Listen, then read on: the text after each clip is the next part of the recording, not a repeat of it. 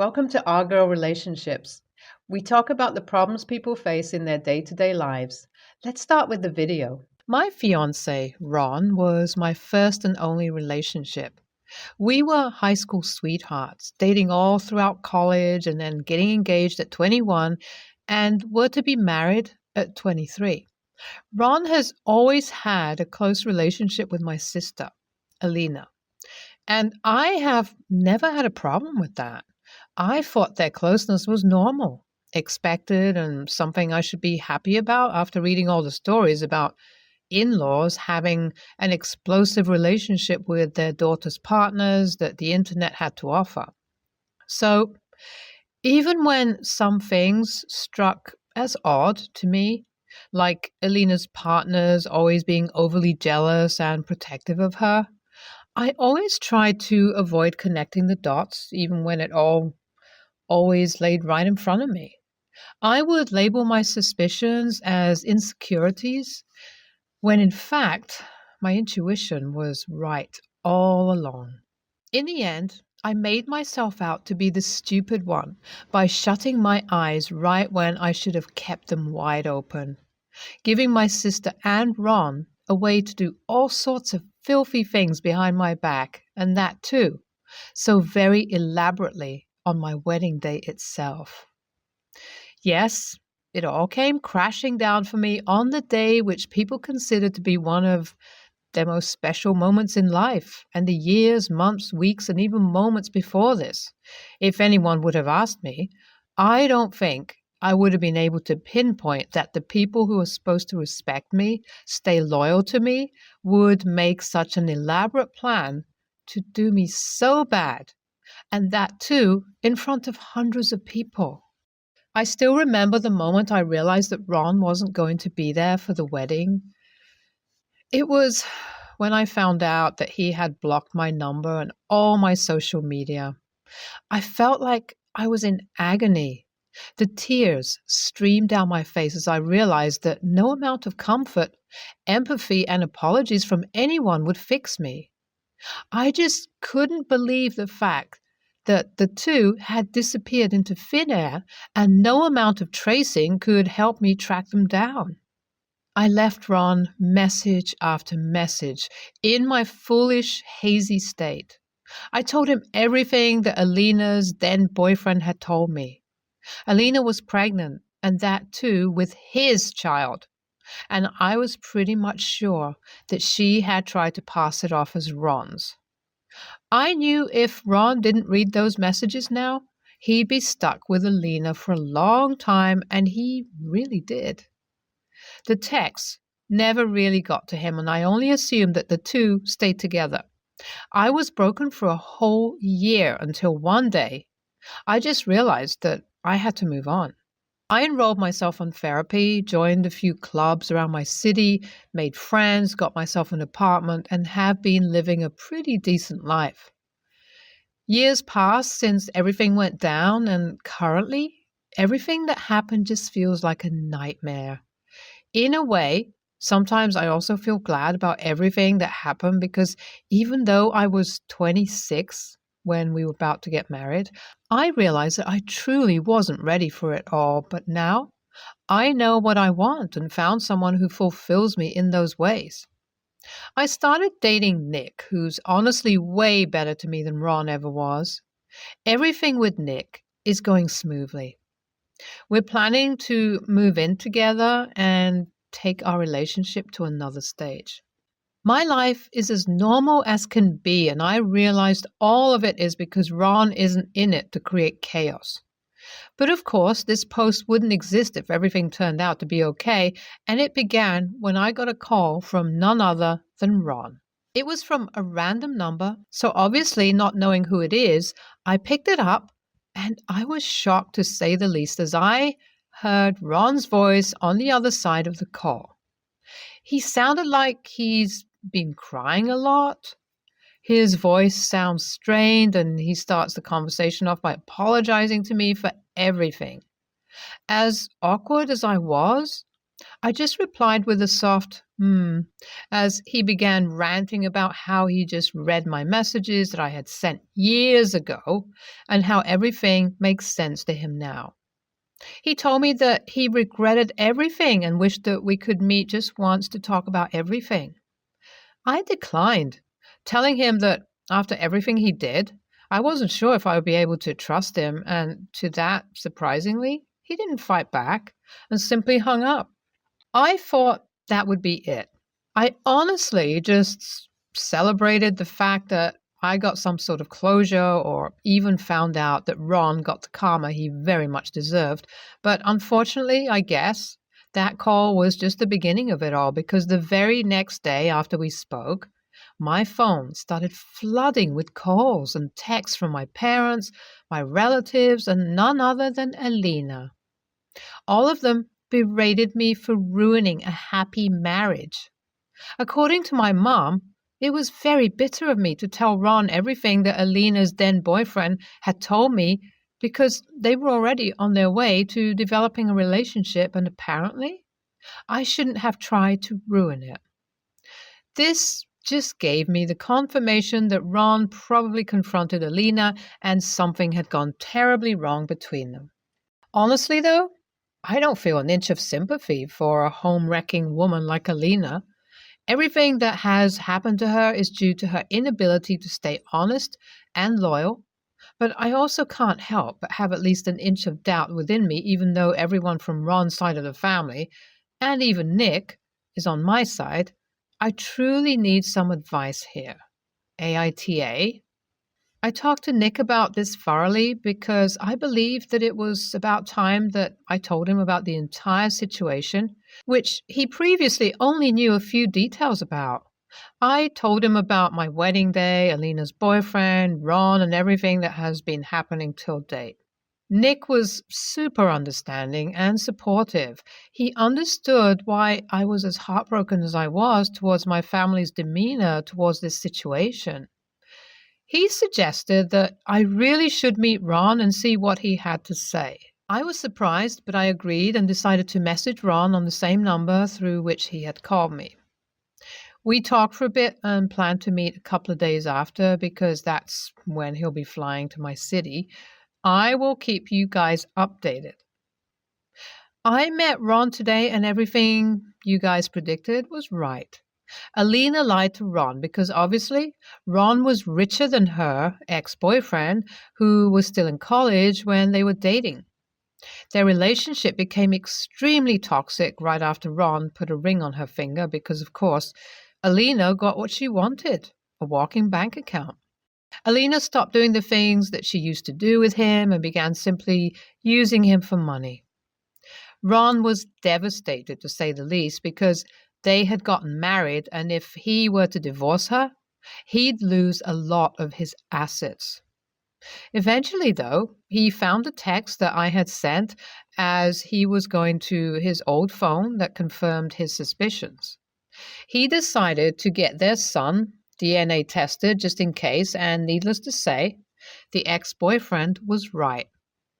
Ron kicked Alina out of his place and has now filed for divorce. This has gotten Alina fuming because she had to move into my parents' house and can no longer afford her lavish lifestyle. Ron told me that he just wanted to meet me to thank me for helping him and tried to talk some more about how he wished we could have worked out. I put it to him straight there and told him that the only reason why we never worked out was because of him and his inability to stay loyal. I guess it's only now that he realizes how badly he has messed up because he listened to all that I had to say with his head leaned down in embarrassment. I didn't say a lot, though. I just eventually got up and left. Currently, what I'm really reconsidering is my relationship with my family. It is heartbreaking how my family sides with Alina when she's clearly in the wrong. It makes me really want to think about our relationship and if it ever was genuine. I mean, my parents have always had a soft corner for Alina as she's the youngest, but to this extent? I'm sort of speechless. I think I'm going to take some time off and really think about what I want. Nick and I planned this very prompt road trip, which lasted for around 3 weeks. Thankfully, because our jobs are very flexible. Well, that trip was truly an eye opening experience because it really showed me who my parents were as people and how they saw me as a person. I came to the realization that to them, I was always this replacement Alina, and whenever they got her back, they would dump me for her. This time was no different than the others. I just had my eyes open to it this time and could connect the dots. Their favoritism towards her has been so much that I wouldn't be an inch surprised if they all encouraged her to have an affair with Ron. Well, this time was no different as well. Alina returned, threw a fit, and my parents blew up at me. I guess they also gave her a lot of money because, of course, after all, she's given birth to their first grandchild. Unfortunately, though, Alina ran away again with another rich dude and cut all contact with my parents once again, leaving them behind with my nephew. I didn't find this out through my parents, though. It was their sweetness and talks about wanting to meet me again that alerted me and made me call my cousin, who told me everything that I know of. I immediately knew that they wanted me to be a replacement mom to Alina's son until she returned, and they could simply kick me out of their lives, which is something I'm not going to let happen to me. It was from there onwards. Everything just clicked, and I knew I had to drop them immediately, and I did, by blocking their numbers. I returned back to the city yesterday and also found out that Ron was denied to move back in with his parents after losing so much money on divorce lawyers and alimony. Well, like I had mentioned, he deserves it. I don't feel an inch of empathy for Alina and whatever is about to happen to her. My parents, who are going to take up guardianship for my nephew, and Ron, who got his life crashing down because he couldn't stay loyal. I have Nick, and I think my biggest concern is only our relationship now. Thank you. NTA, your family life is truly a mess, and the earlier you cut them all out, the more you'll be happy. You also need to start to learn to trust your intuition because you can truly save yourself from going through a lot of trauma with it. NTA, I love how OP ended up cutting out her family at the end. All throughout the post, I could just sense that they too had a huge part to play in this situation. Glad she came to the realization of it and got rid of the problem from the root. I, female 27, live with my husband, male 29. My mom, female 58, has early onset dementia and was diagnosed around a year ago. She's been living with me and my husband as none of my other family members are willing to let her stay with them. There was a certain pressure on me specifically to be the one to look after her because I happen to be a nurse and I should know about this stuff, but it's a lot different when it's your own mom. I know she's only going to get worse. At the moment, she's still enjoying life and is quite happy to watch her favorite movies and play card games. She can't be left home alone as she's very vulnerable and could accidentally start a house fire. She also frequently forgets where she is. I have one sibling, an older brother, James, male 36. Until recently, James has never helped out with caring for our mom. James lives with his wife, female 35, and they have 2 kids, male 11 and male 8. I've asked James a few times in the past for help, and he frequently uses his kids as an excuse and says he's too busy taking them to and from school or some extracurricular activity.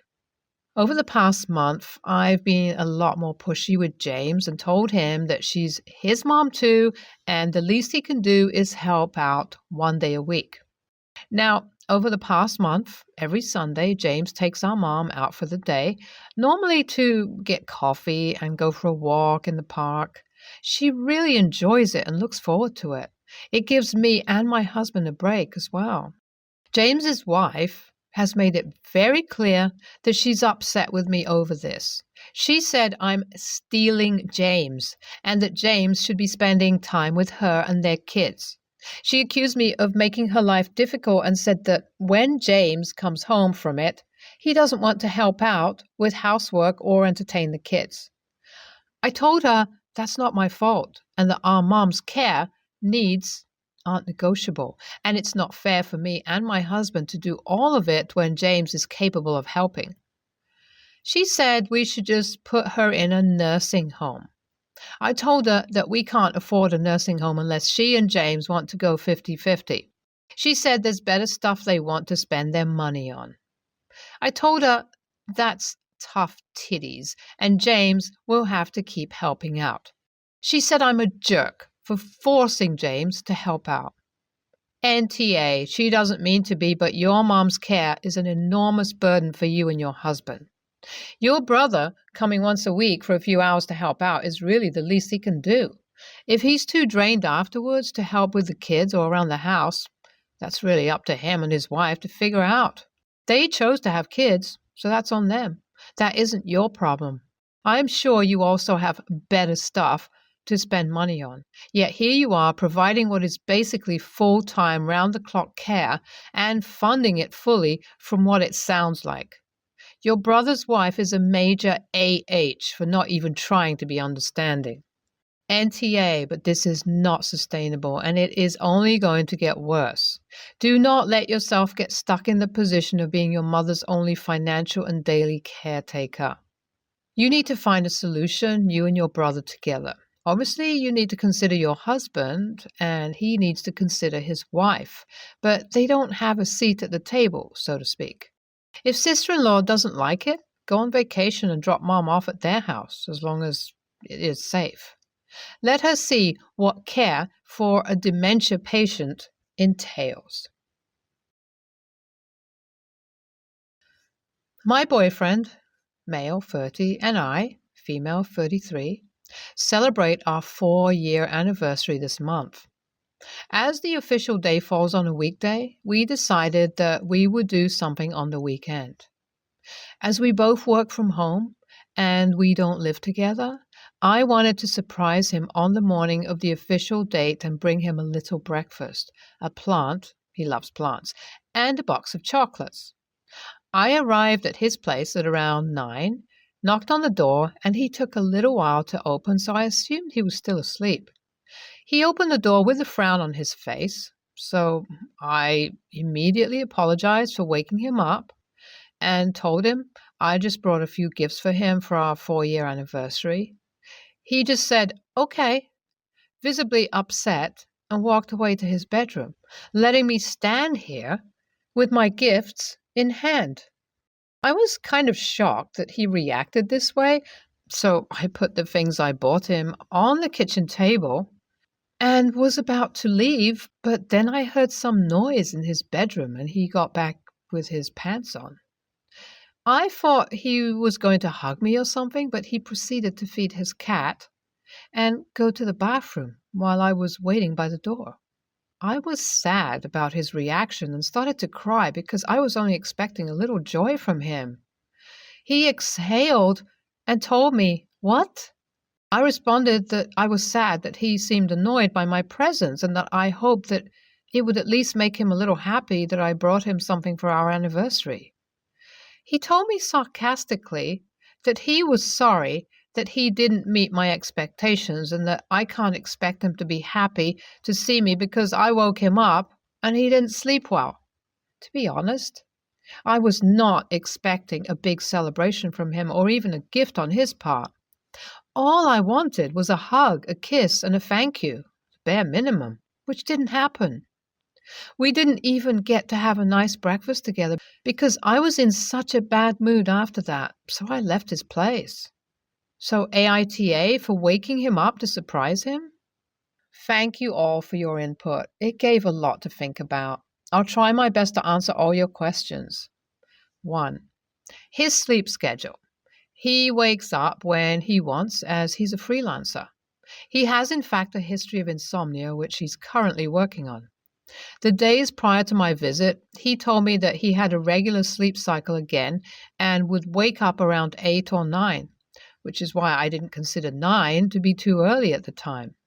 But I didn't mention that my first intention was to put the presents in his mailbox and text him. I got super excited to see his reaction given the context and everything, but I admit that I should have thought about that harder. I don't usually show up to his place like that. I guess I thought it would be sweet. 2. Does he usually like surprises? Yes. 3. Keys to his place. I used to have them, but he asked for them back after having his cat that he got after his grandmother went to a retirement home.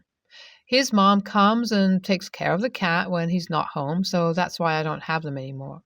People seem concerned and think it's weird he didn't make another copy, but I don't see it that way. We didn't think about it, and I don't see it as a red flag. 4. He's cheating? Sorry if I gave any hints like that, but the noise was him drinking water, making his bed, and putting his pants on. I trust him. As for the update, we talked about it and both agreed that we were a little bit AH. I apologized for waking him up after a bad night and getting upset at his reaction.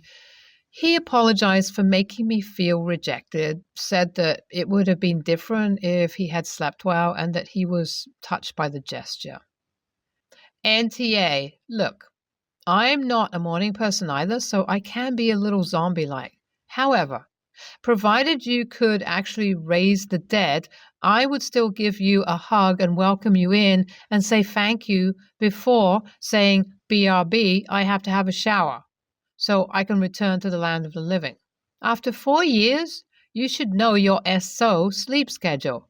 I feel like too many comments focus on the fact that it is 9 a.m., as most of us are up by then, but he works from home. If my SO woke me up at 5 a.m. with a surprise that we already discussed would not be celebrated that day, I would look at them.